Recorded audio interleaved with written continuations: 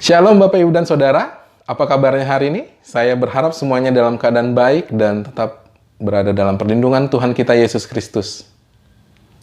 Saya Benny Simanjuntak kembali akan mengajak kita semua belajar bersama bagian dari firman Tuhan yang hari ini kita ambil dari Matius pasalnya yang ke-6 ayat 30, 31, dan 33.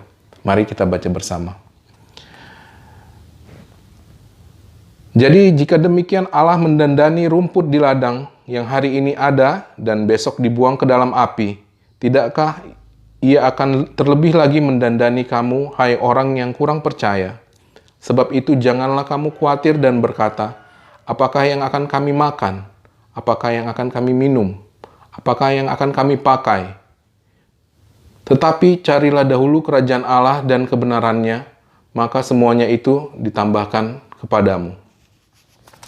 Demikian firman Tuhan.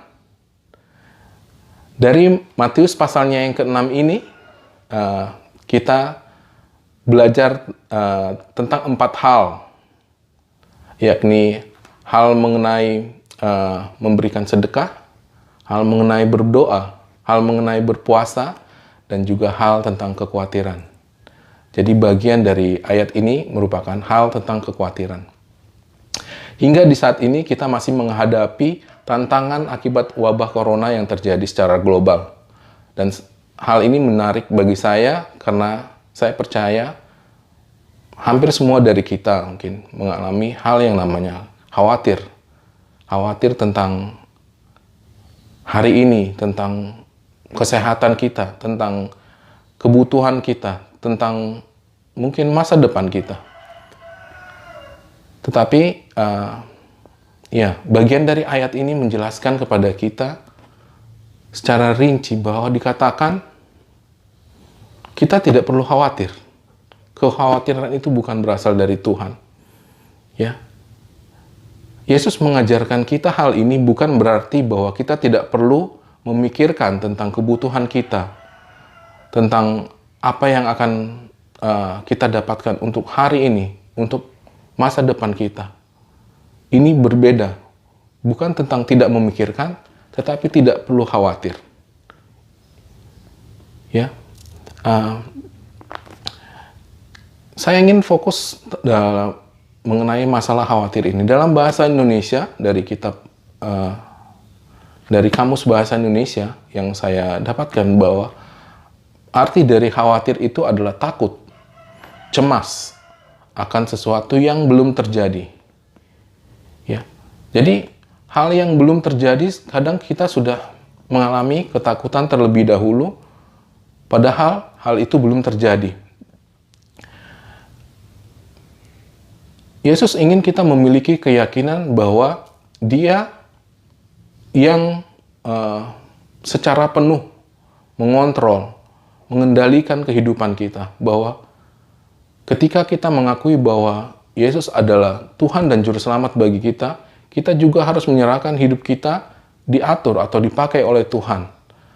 Dan Tuhanlah yang akan menjaga kita, yang akan menyertai kita, yang akan memberkati kita. Ya. Jadi dari ayat ini kita bisa belajar banyak hal. Ya. Yang pertama yaitu bahwa panggilan Yesus dalam hidup kita adalah untuk percaya sepenuhnya. Ya.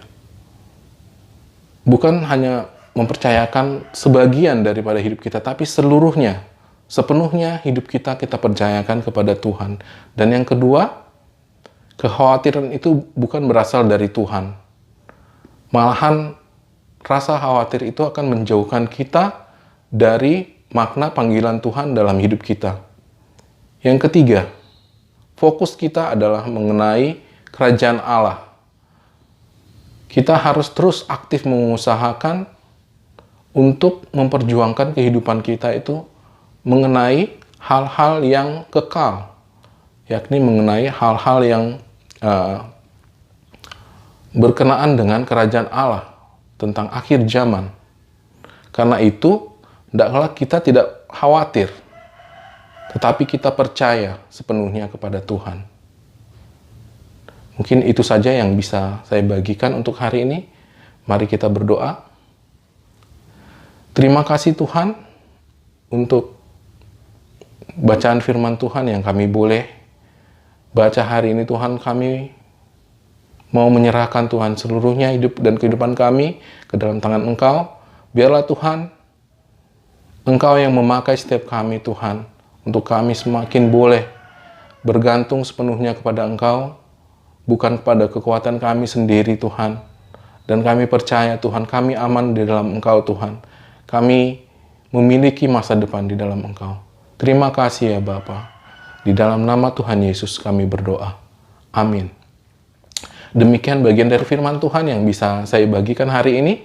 Apabila Anda memiliki pokok doa khusus yang ingin dibagikan atau didoakan, silakan menghubungi kantor gereja, menghubungi Ibu Kadek ataupun staf yang lainnya untuk boleh menyampaikan